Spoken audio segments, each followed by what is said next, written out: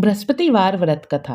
प्राचीन काल में भारतवर्ष में एक प्रतापी और अत्यंत दानी राजा राज्य करता था।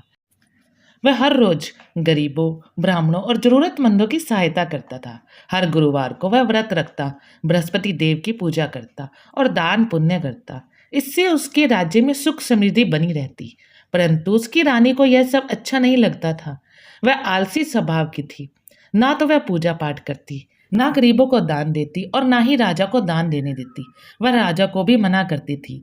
एक दिन राजा शिकार खेलने वन में गए। रानी महल में अकेली थी। तभी एक साधु महल के द्वार पर आए और भीख मांगने लगे। रानी ने साधु को देखा और क्रोध में भरकर कहा, यहाँ कोई दान पुण्य नहीं होता, चले जाओ।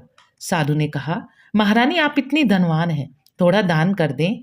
रानी ने फिर भी मना कर दिया। साधु ने पूछा, आप इतने धन के रहते दान क्यों नहीं करती? रानी ने कहा, मुझे दान देना पसंद नहीं है, मुझे इन सब कामों में आलस आता है, इसलिए आप मुझे कोई ऐसा उपाय बताइए जिससे मुझे ये दान पुण्य करना ही न पड़े। तब साधु ने कहा, अगर आपका ऐसा विश्वास है तो सुनिए, यदि आप बृहस्पतिवार को घर को गोबर से लीपे, अपने सिर को पीली मिट्टी से धोकर स्नान करे, राजा से कहिए वह हजामत जरूर बनवाए, मांस मदिरा का सेवन करे और कपड़े धोबी को धोने के लिए सौंप दे। ऐसा करने से तुम्हें कुछ ही दिनों में इन सब से छुटकारा मिल जाएगा और तब न ही तुम्हें किसी को दान देना पड़ेगा। रानी ने सोचा कि यह तो आसान उपाय है। उसने साधु की बताई विधि से 3 गुरुवार तक ऐसा किया।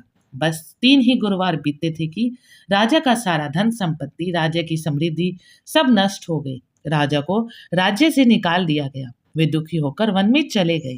रानी और उनकी दासी भी अब गरीबी में रहने लगी। एक दिन दासी काम की तलाश में अपनी बहन के घर गई। वहां उसकी बहन बृहस्पतिवार का व्रत रखती थी। दासी ने देखा कि बहन कथा सुन रही है, इसलिए वह चुपचाप बैठ गई।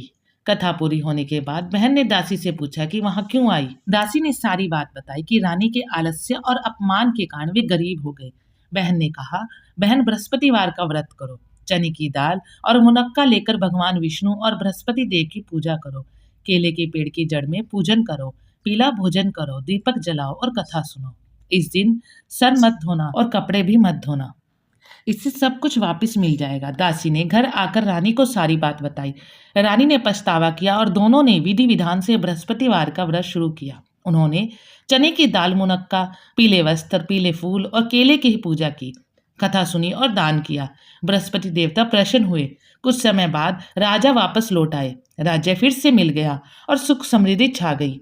बृहस्पतिवार को आलस्य, अपमान या नियमों का उल्लंघन करने से हानि होती है, जबकि श्रद्धा, पूजा और व्रत और दान से बृहस्पति देवता प्रसन्न होते हैं और धन, सुख और संतान तथा समृद्धि प्रदान करते हैं।